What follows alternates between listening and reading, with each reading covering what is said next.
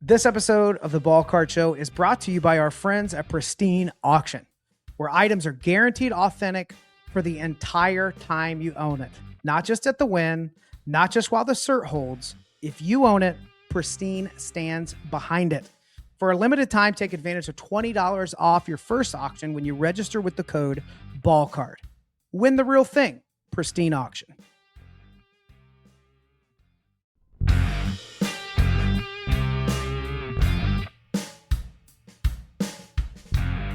Hello and welcome to the Ballcard Show. This is Season 6 and Episode 22.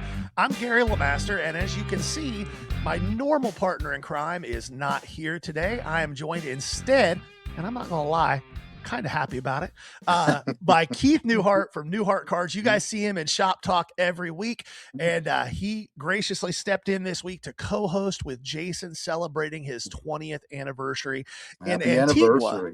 And as Jason calls it, the Chillicothe of the Caribbean. So I got big shoes to fill. I don't think I can do it, but we'll give it our college try. I don't know. I've seen your shoe game, Keith. It's pretty strong. Like I like to think I have a pretty good shoe game. Keith's right. Shoe game is legit. Next, if you're in Delaware, Ohio, and you stop in the shop, beyond stopping and saying, "Hey, make sure you check out and see what Keith's rocking on the feet," because I appreciate sometimes that. It'll surprise you. That. Yes, it should. Sometimes it'll surprise you. Well, there's a lot for us to talk about, and I'm really excited to hear your perspective as somebody who, unlike us, who are out there on the road grinding it. You're in a shop. Absolutely. 7 days a week. You guys are open 7 days a week. We're open 7 days a week. Yeah, we are. And so you have a little bit of different perspective on market movements and things like that than we do. So that'll be a good thing. Let's just jump right into the thing that's on everybody's mind. Every content creator on planet Earth was losing their mind about it last week. I did a little video just telling people to just relax. It's not the end of the world. The market's not going to crash. But PSA announced that as of June the 2nd, which by the time you guys watch this, that will have been 3 days ago, they are pausing accepting all submissions underneath the regular submission level. Now, they're not shutting the whole world down, but no more value bulk for a few months. They said 4 months. My guess is it'll probably be closer to 6. Based on everything else that they do, usually being about a 50% difference from what they actually start it and say. But there've been a lot of what's going to happen with the market. I've heard everything from liquidity is going to crumble and everything's going to just be destroyed to they're never going to bring back value bulk and value levels. What do you think, Keith, is the likely short-term and long-term scenarios here? Absolutely. We've already seen the effects of it. We've had a couple of cards this past week that would have been easy sales for us in the shop by graders. And there was I think it was an Endrick, and it was a $400 card. And he was like, well, okay, in a PSA 10, it sells for $1,000. By the time I pay the $150 grading fee, which is the new, I think the new low end, and $50 to ship and insure it, I've got $700 or so in it, and I'm hoping for a PSA 10 to kind of make the money. So he decided against buying it because of that fact. I think if he could have graded it for $49, he would have bought it in an instant. So already seeing the effects of that on the short term. I think on the long term, if you've been in this business or industry for more than 4 or 5 years, we felt the effects of this during COVID. They kind of did the same thing, right? They shut down some of the grading levels. I don't think it's going to have a huge long-term effect, except maybe we won't be buying, Colt Emerson PSA 9, 26 tops cards, right? Yeah. Which we're okay with anyway. So I don't necessarily think it's going to have huge ramifications. I think it's definitely going to go through the national. I don't think we're going to have any kind of change in their in their pricing scheme until after that to see where they're at.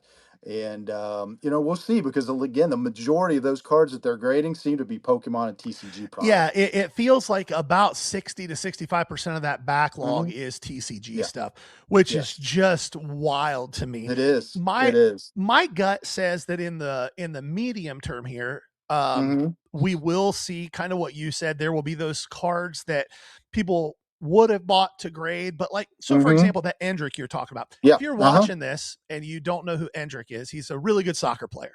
He is, yes, really good young soccer player. That's a card though that I would also say, if that was a card that was in your showcase 3 months ago, right, and this was in the situation that it is, that customer probably would have bought the card because they wouldn't have had to do the $150 level. They could have done the $80 level. Exactly. And gotten it back in 4 months. But since the World Cup starts in a week and a half, that's the issue. So I think that some of those things will happen. I think in the short term, while we're in this pause, I think we're likely to see some increase in pricing on the cheap PSA slabs. The under $150 PSA 9s and 10s, I think there's a huge demand for those. That's what the price band that every repacker will buy anything you have at 95%. There's so much demand for that I think that those cards are going to see probably a 15 to 20% increase in value during this pause. But the thing that everybody's got to keep in mind, and I don't think anybody's thinking through this, there are 10 million cards sitting at PSA right now. Exactly. And they said, they announced today that since their announcement, 2.5 million more have shown up. So they're sitting on a 12 million card backlog. If they put all their focus, all their energy into getting that backlog 50 to 60% of the way cleared by the end of this, we're going to have 7 to 8 million new cards in PSA slabs hit the market hard and all at once. And what happens? Does that roll downhill? Like, are we going to see, obviously, SGC is are we going to see, are we going to see that? It's become harder and harder to sell a modern SGC card. I can't give them away. Is that going to change? Is that market going to change at all? We saw a few, somebody came in today, which we don't see very, very rarely we see this Pokemon cards that were SGC graded. It just doesn't, there's just it just doesn't happen very often. So are we going to start to see that more and more like we did again during COVID when GMA came out of the woodwork and say, hey, we'll grade your cards for $10 and get them back to you in 2 weeks. Are we going to see that? There was a little flip game for that for a while. There was. I'm not going to lie. I made a ton of money sending off base, Mosaic, Zion, and stuff to GMA, getting it back. I have $10 in the grade, $10 altogether in shipping in the card, and they would sell for $34.95 as fast as you put them out. For sure.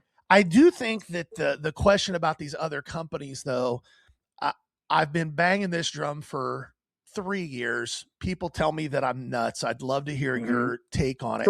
I don't think that the reason I don't think any company is going to rise up and compete with PSA is not because there aren't companies out there that can do the job just as well. I agree. Tag, I think, does a better job. I like their slabs. I think CGC has one of the nicest slabs on the market, and they do a good job grading. But until consumers are willing to pay close to PSA prices for those cards, it doesn't matter. No, not going to happen. It's just not. We can hope and dream all we want. It's not going to happen. It's again, it's the same grade, primarily for the most part. But they don't buy in. No, they don't buy in. People who were really behind HGA, if you remember back in the day, like they were really bought into that. But it's, when an HGA, card, we had a chrome LeBron HGA 9.5 in, and it was like we had put a radioactive sticker on it. Exactly. I mean, no one even looked at it. They laughed. I mean, it was kind of like, aha, that's kind of cool. But so it's just not going to happen. PSA, again, after COVID became the standard. And like you said, until consumers decide that's not the case, then it's just not going to be the case. It's the same reason that Leaf cards don't sell for as much as licensed cards or whatever else. It's not because they don't make nice products. They do. A lot of times they're nicer. They are. but Yeah, the they are. consumer doesn't care. They don't. So They do that's not. so short term, I think we think the same things. Mm-hmm. Long term, we haven't seen a massive change in singles sales as of yet. No. I think that the people who are buying primarily to grade, I Mm-hmm. think the stuff that's going to really take the hit are the Yeah. paper Otani rookies, the paper Judge rookies, the things that people are counting on buying and 2.5xing, Mm-hmm. based on a Sure. grade. That Yep. stuff's going to go down. Mm-hmm. But to be frank, it probably should. There's no reason that a paper Shohei Otani rookie that there are lots and lots of out there should be $180 Right. to $200 card raw. It just Absolutely doesn't yeah. make sense. Yeah. Correct. I mean, Yeah. that's the world we live in, and I'll sell them all day long. I know you will Mm-hmm. too. But Yeah. it should get. No, we'll take him if it has Otani name on it. Yep. We will take it. Take it in. Yeah, for sure. All right. So the other big thing that happened this week, and this hit my radar. I'm not sure how it hit my radar because anybody watching this knows how Jason and I feel about the TCG side of stuff. Yeah. I get it. I get that it's a thing. I don't know anything about it. But this piece of news really caught my attention. I sent it to you immediately, and you were like, I haven't heard anything about it. Never heard. I did not hear that. Yeah. So Pokemon's, the company that owns Pokemon is called the Pokemon Corporation International, TPCI. Yep. They manufacture the products. They sanction all of the major tournaments and events, and several of the large collector cons that have sanctioned tournaments at them. Right. They announced a few days ago some pretty drastic things that if anybody ever tried this in the sports card world, there would be a riot. It would just be a revolt. Right. But they announced that no PSA graded slabs are allowed to be sold at those events. No individual cards worth $1,000 or more, or priced at $1,000 or more, are allowed to be sold at those events.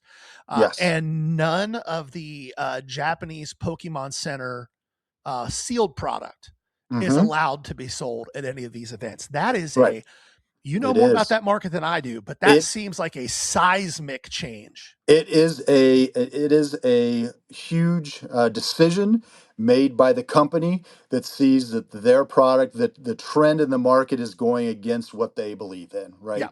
Yeah. They're a trading card game, a game. It's supposed to be affordable for everyone.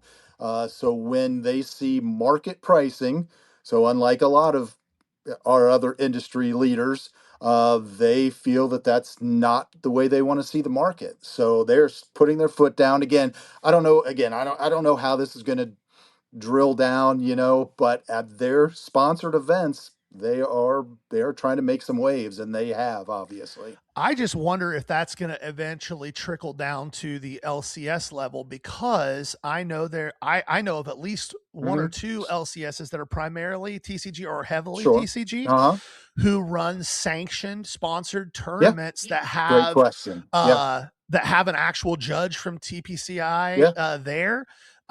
Is that going to be, hey, if you want us to be able to run those things at your shop, you can't do these things either? That's a great question.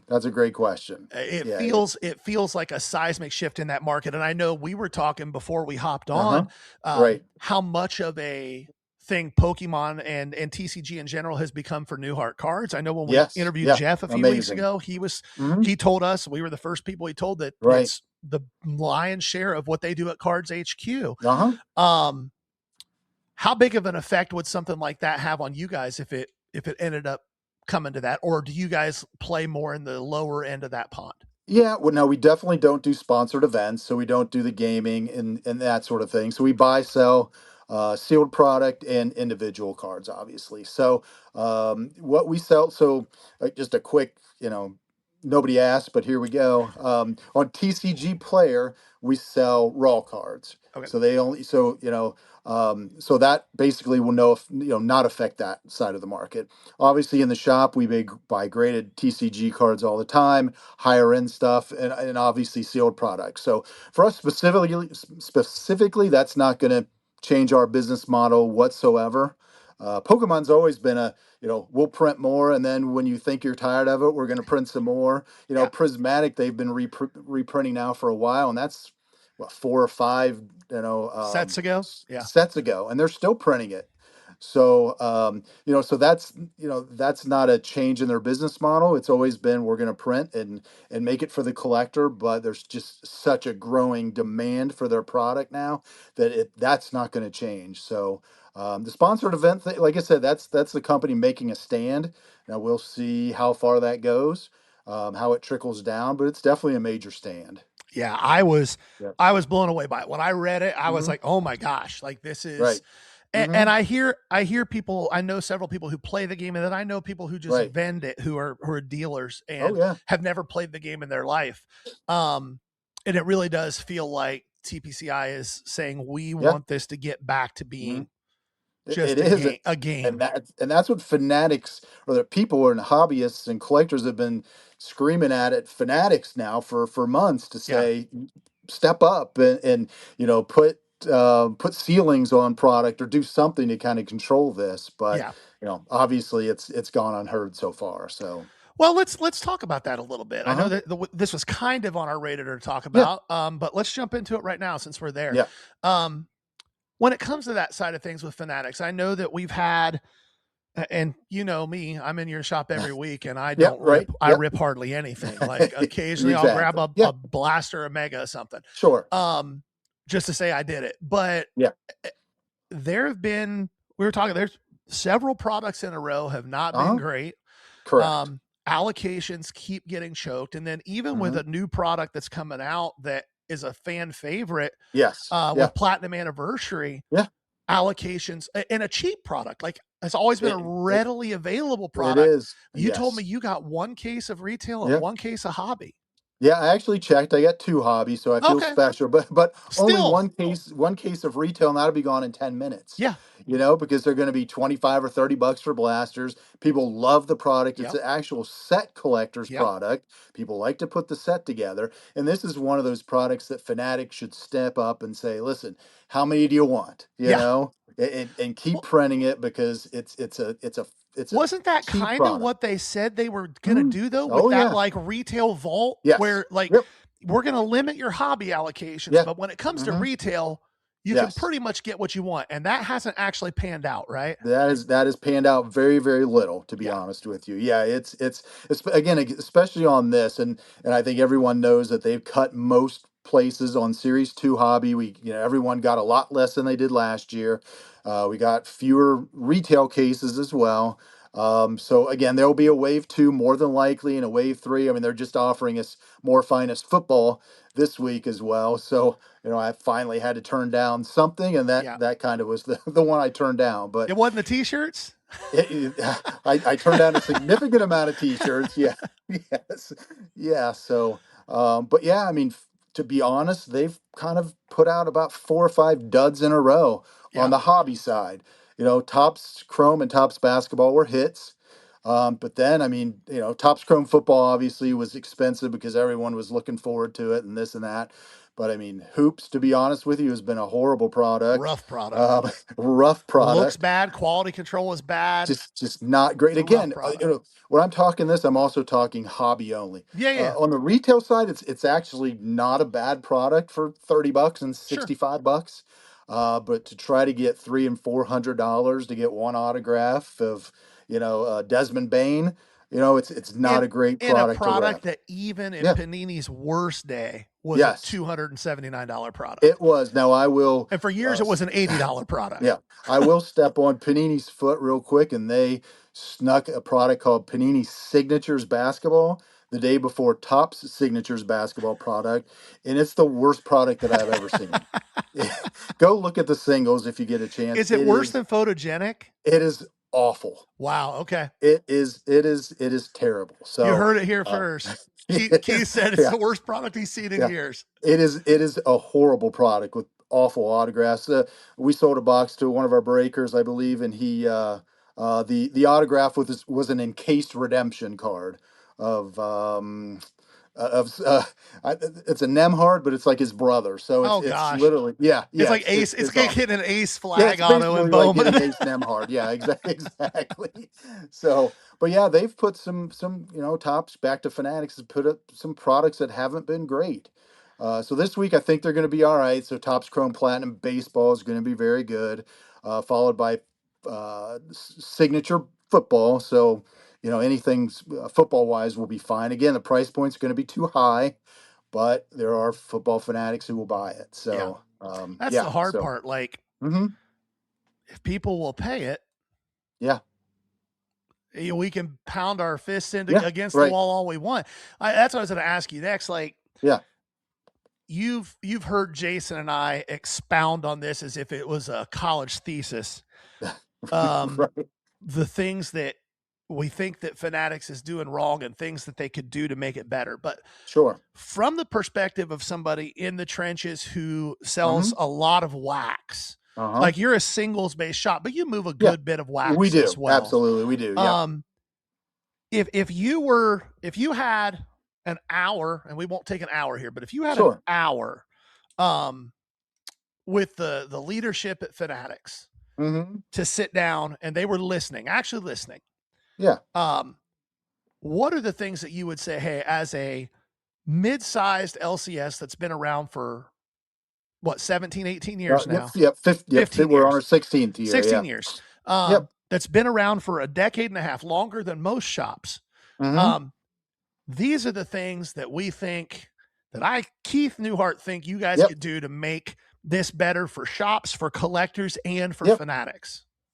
I think you got to first start with your product mix, right? That is one of the things that I actually worried about when Fanatics took over is every product going to look exactly the same? Right. Is every product going to be chrome? Is it going to be, this or that? And it's kind of been that way so far. So, there's no reason why they can't bring out $150 hobby boxes, that's maybe not guaranteed autographs, one out of every two boxes. I mean, Topps did Big League Baseball. Remember that And was a fire. 50, yeah, that was a that was a $50 product that you got an autograph every two boxes. Yep. There's no reason why they can't kind of done that, and they haven't even proposed that yet. So I think that's the first thing that they have to do is bring out affordable product that they're going to maintain and keep affordable. Again, the second thing I think they really have to manage is just the look and the feel of the product as well, to make sure that we have different different feels. In Panini, you could buy, Donruss baseball or Donruss football, but then you'd come back with a National Treasures, which has a completely different look. And then, you come back with, an optic, so stuff that has different looks. We haven't seen that yet with Topps. Hopefully that comes down.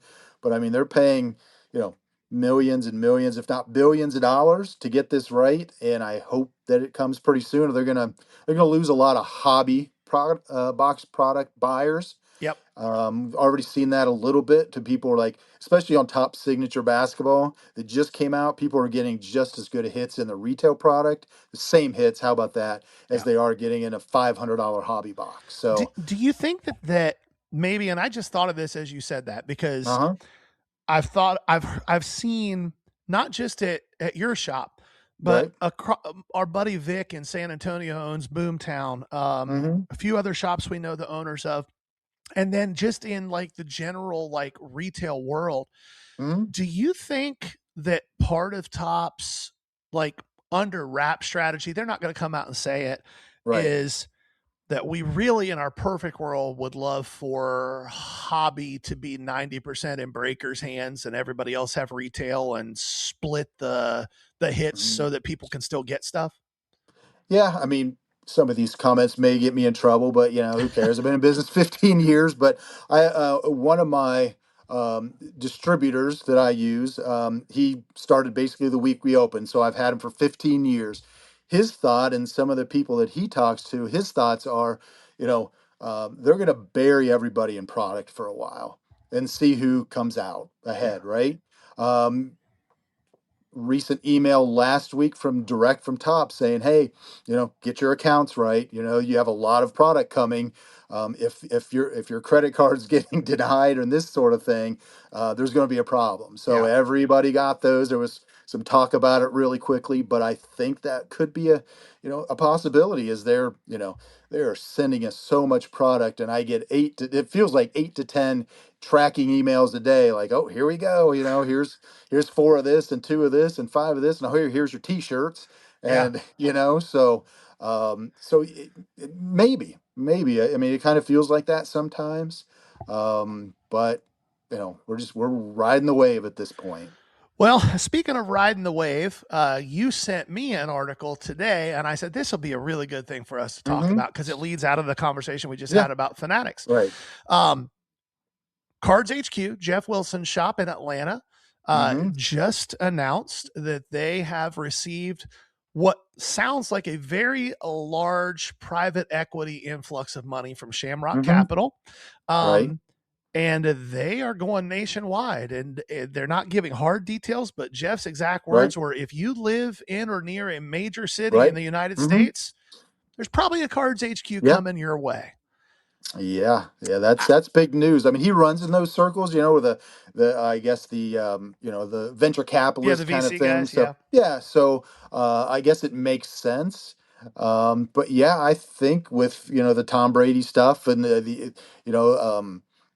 from what I understand, the kind of the more brick and mortar shops, or the more breaking channels you have, the better allocation you're getting. Yeah. So I don't think that's a surprise. So yeah, I mean, it wouldn't surprise me. It's probably a pretty decent business model now. Now, on the other side of that, for guys like us who collected in the 80s and the early 90s, there were tons of shops that tried to do the multiple store locations, and eventually that didn't go over quite so well. But I can see a lot of folks trying it. In a good market, why not? Do you think that there's a correlation there? Because we see, like you were just talking about, the card vault, the Tom Brady card vault. Right. There's 12 or 13 of those now. Sure. More locally to us here in Ohio and Cincinnati, there is a chain of stores called Card Stocks. I believe they are at 11 or 12 locations just in the greater Cincinnati area. Yeah. Now their model is very GameStop. It's small retail locations, 800-900 square feet. They want to be within 20 minutes of everybody in greater Cincinnati. Sure. But again, is there a thought process, do you think, happening that Fanatics is trying to create these experience places, kind of like the Fanatics store in New York City right there in Times Square? And their focus is so much there that, like, the Cards HQs, the Card Stocks, here in Ohio, we have Midwest Cards, which is kind of a similar thing. Right. All those places, here's my concern with it. All those places are cool, and they're places that you visit as a collector, as somebody who's deeply in the space. Sure. You visit them once and you go, I guess I went. I had a beer at their bar. I had some chicken fingers while I sat there. That was cool. All the boxes were 20% over what I can get at Neuhart or wherever. Right. Like all the singles are 30% over market. It's more like a cool museum that you visit than it is something that's creating actual community and building a foundation. It is right. I mean, it works until it doesn't. Yeah, right? And that's the part that worries me, is if Fanatics is focused on creating as many one-time users as possible, eventually you run out of one-time users and you've neglected your actual base. Here at the Ballcard Show, when we decided to partner with Pristine Auction, it's because it felt like such a no-brainer. Pristine has gone out of their way to make sure that the entire collector experience is as transparent and seamless and authentic as possible. They offer fast-paced live selling auctions where every sale sets a recorded comp. They offer 10-minute auctions where 10 lots go up and you can bid on them for 10 minutes. And they offer traditional daily and weekly auctions as well, if that is more your speed. Most importantly, every item you purchase from Pristine, they stand behind and guarantee to be authentic for the entire time that you own the item. For a limited time, when you register at Pristine and sign up with the code Ballcard, you'll get $20 off your first auction win, as well as 3 months of gold status as a consigner. Win the real thing, Pristine Auction. I've said it a few times, they're building an upside down pyramid. Yeah. I mean, we say it all the time, all right, go to, Dick's House of Sport, and buy your Chrome blasters or whatever. But they have top-loaded singles in there now, like $5 top-loaded singles in their cases. It's wild. They do, but what happens once you hit that Matthew Stafford, and you want to redeem that $20? Where are you going? You're not going there, right? You're bringing them to us. I have thousands of dollars of them stacked up that I have to send in. Yeah. So, and that you have to wait to get paid for, but you've given that money out to the customers already.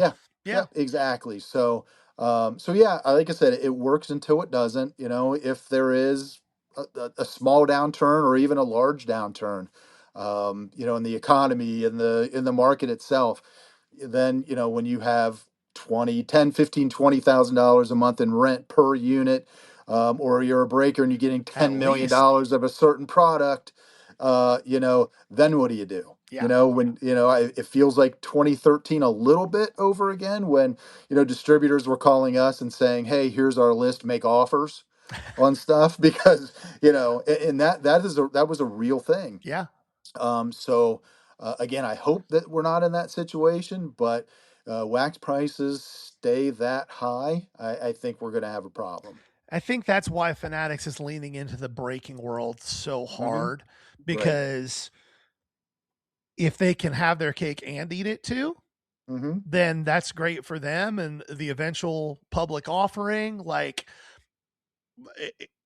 if you can get your $1,000 for a hobby box and it's not coming from, 50,000 individuals that are buying hobby boxes, but instead it's coming from 12 breakers, from a Fanatic standpoint, it's the same amount of money with less shipping costs. 100%. Yeah. If you're shipping the same product from 200 shops down to 10 breakers. Yeah. I mean, they're saving thousands of dollars every month. The logistics side of it. That's the thing I think a lot of people don't think about is the strategy that they're deploying. It feels that way. Same thing. Like, I know that like Dick's House of Sports, they had pallets of Topps Chrome football. Not a case or three, pallets.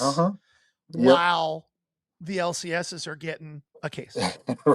Right. Exactly. Yeah. So, again, I'm not on here to say woe is us, things have been really, really good. So I'm not saying that, but things do change. And again, if prices do remain, let's say, Topps Chrome is $800 or $900 a box, it does push people to break instead of buy their own hobby box, right? Yes. Hey, I want the Browns, or not the Browns because they have, but hey, I'm a Rams fan. If I can pay $30 for a break instead of buying a box for $900, I would, I'll do that. Yeah. So I think that is definitely pushing them towards the breaking part of it as well. Yeah. And I would hope that if they continue down that path, the one thing I would love to see them at least make an attempt to do is to put some guidelines in place for the breakers that have direct accounts, that'll hold them accountable from fibbing to customers. There's nothing worse than seeing somebody bring you a big hit that they got out of a break a week and a half ago, and they are convinced that it's worth $5,000 because the breaker said, "Hey, this is a used Civic. You got yourself a used Civic here. Yeah, it's an $800 card. Yeah, and you just have to watch that person deflate." It happens every day. Yeah, it happens every day. I hit this when I hit it on the break a week and a half ago. By the time I got it here, it went from 1,000 to 400, and now it's $200. Yeah, so yeah, I think that is a big thing, and I also have seen the kind of the I don't know, it's an interesting trend to say the least, that as soon as you pull a case hit, the breaker is offering you money on the spot. Yep. Which sets a comp, an unrealistic comp of $6,000 for that card, because the first person gets it, and then what? Jaden Daniels Kaiju. Yeah, that card exactly. $13,000 the first sale. Yep. It's an $1,800 card. It is. Yep. That's where it's It at. is. Yes. Okay, well, that's good. One last Yeah. thing, Keith, and I just Sure. thought of this. It's not in our notes. I didn't talk to you about it. Yeah. But it was a question in Discord, and it was expounding on your shop talk from last Sure. week. So, as a shop owner, Yep. I'm in the shop at least once a week. I know Jason's there at least once a week. Yep. So we get to see you and Nick and Brian and even Absolutely. Colin sometimes Yeah. doing their thing. You talked last week about, making some changes in what you buy, how you buy it. Yep.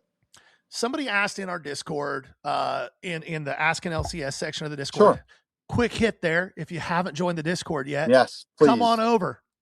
We have a lot of fun in there. Nobody's gonna try to sell you anything. No. It's just a cool community to hang out and talk cards and sports. It is. But they wanted some expansion on that. Yeah. When somebody comes into the shop, and I've seen both sides of this. I've seen people walk into your shop with absolute nukes, and I've seen people walk in with a 4-row of 1988 Topps baseball. Absolutely. How do you decide not just what to buy, but are there times when you just have to say, we just can't buy this? Or do you always go, hey, I'll make you an offer, you just might not like it? That's kind of my line. I'll buy anything. But if it's a 4-row of 1988 Topps, I'll give you $5. Like, I don't have to worry about somebody leaving me a Google review. That is the problem. Yes, that is the problem. Everybody thinks their cards are worth something, even though a lot of times they aren't. I guess for what I really meant when I said that was, again, just because something has a comp doesn't mean that it's good for us to buy, right? Sure. And one of the cards, and it's still sitting in the showcase, if anybody's interested, it's a John Bone Jones Chrome Auto to 25, I believe. Again, $500 or $600 card, and we bought it. We don't have the market here, so that is 100% an online, an eBay sale. It has and obviously it has a market for it, but it's one of those cards that I know we're going to sit on for a while. Yeah. Right. So again, us spending 400 or whatever it was on it, not a crazy amount of money, but I know that we're going to sit on that card, either A, hoping for the right buyer to come in, or B, for somebody to, see it on eBay and think, oh, okay, I'm going to make an offer on that card. Yeah. So yeah, exactly. Well, and that kind of stuff, so into the weeds a little bit there. Do you have any metrics that you utilize as far as a certain level of liquidity for things? Because I know for me, when somebody walks a card up to the table, if it's got one, maybe two sales ever, or maybe it sells once or twice a year, that tells me one of two things. Either it's unbelievably rare, it's the right player, and I'm good. Right. More often than not, there just isn't much liquidity associated with the card, regardless of rarity. Sure. Do you guys have any metrics that you try to use, or that you have in your brain is what level of liquidity are we going to make offers on? Or no, that kind of stuff I absolutely love. Right. I love the stuff that's, was a 1997 this, and there's 4 sales. Now that I love. It's the brand new stuff, not necessarily that I don't necessarily love. And a lot of that, I know this is a sports show, but I'll go back to Pokemon a little bit, because a new product called Chaos Rising came out not very long ago. And obviously, as soon as it hits the streets, people are opening it, and boom, all right, the major hit is $800. Well, we know, in a week that's $400, but everybody wants to sell it, based on the $800. And we explain, listen, we're not going to buy new, and we didn't do that. We did that with Topps Chrome football as well. We're not going to buy much of this for the first couple of weeks, because we know it's going to happen. Especially if it's a new case hit or something, or the the big hit in a Pokemon product. So, but no, something from the a Star Rubies comes in, and then it's not that different ball game. I think we bought a Jermaine die the other day. What's numbered to 20? I can't remember what it is. It's again, hasn't sold since 2020. So I Yeah. love that kind of stuff. What I don't necessarily love is the brand new Yeah. product that has comps that just doesn't work for us. Well, there's a lot of that, I'm Yeah. sure, that goes into the strategy of what your different channels are too, because like that Yeah. Jermaine Dye Star Yeah. Rubies, Yeah. I'm 100% certain I know where that card went when you bought it. It is It went buried and straight going into away. the It did. national box. Yep. Yeah. Absolutely. So Yes. that strategy, like Yeah. the stuff that breaks down that goes to showcase. I know you guys have a pretty hard and set policy. When you buy something, it hits the showcase for at least a few days to give your customers a shot before it goes on eBay. Yep. And then, you know, it goes on eBay and it's in your showcases, whoever gets it first. And then you also have stuff that just like this is a national card. I know I sold you a card earlier this year. That's that Vince Carter auto. That's purely a national card. Yes, absolutely. That Jermaine Dye thing. Is that kind of your target with that stuff? Just the unique, interesting stuff that's where the customers for it are? Speak out. I just bought this. Let's see if I can get it on camera here. Right there. Tom Brady Topps Chrome auto to 40. And again, does not sell very often. I'll buy it. I'll buy it this week. Yeah, exactly. Going right to the national box, right? So cool stuff. There's a Kobe autograph we bought in the same deal in a mid-90s Magic Johnson hand-numbered card. Oh, so that stuff I love to take to the national again. Looking for the end user there. Yes. And some of that, our prices mark stuff. We're going to do something this year like a number to 100 or less. Just again, cool stuff that you don't ever see. That stuff we love. I love the no comps or the, it's sold, twice a year for the last 4 years. Yes. Yeah, that will buy all day, every day. Yep. That's an easy, we're suckers for that. Yeah, I am too. Sometimes to my detriment. Sometimes I end up stuck with something that is just, I bought it. Right. I always joke that, and I still think it's an awesome card.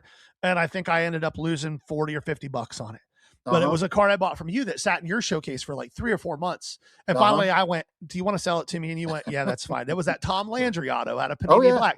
Yes. It was a freaking awesome card. It was an Hall awesome of Fame card. coach has sold one time in 7 years. Yep. And I thought for sure this is and it got tons of attention. And nobody bought it. I ended up running it on Whatnot. I know. Yes. And so sometimes that affinity for that kind of stuff can bite you. And that's what makes this hobby great.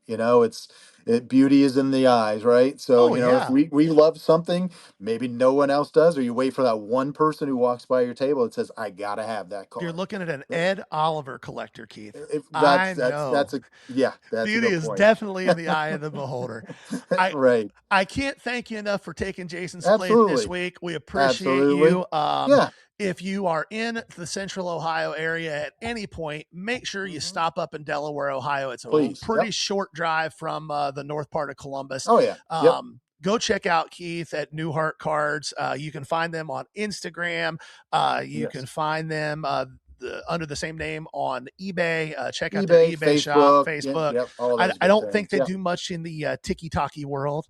We are on there, but I'm trying. But that's a different world. So. They also run a really couple of really cool Whatnot shows every week as well. Wednesdays is the Nifty 50. Yep. Right. 7 o'clock. Yep. And there's just 50 cards. Nick runs that. Nick is Keith's son. And then you guys run a Friday show too, right? We drop that one. So we do a Wednesday at 7, a Thursday at 7. Wednesday and Thursday. Perfect. So give them a follow on Whatnot and check out their shows. Always cool, interesting stuff. Yeah. If you haven't yet, make sure you hit that like and subscribe button straight down here. Helps us out a ton. A lot of really big news coming from the Ballcard Show here soon. Follow us on Whatnot. All the stuff you hear us say it every week. I don't like to just drop a commercial all the time. But overall, this has been a great time, Keith. Appreciate your insights. Absolutely. Thanks for having me as always. This has been the Ballcard Show, the esports podcast for the esports collector. Thanks, guys. Peace.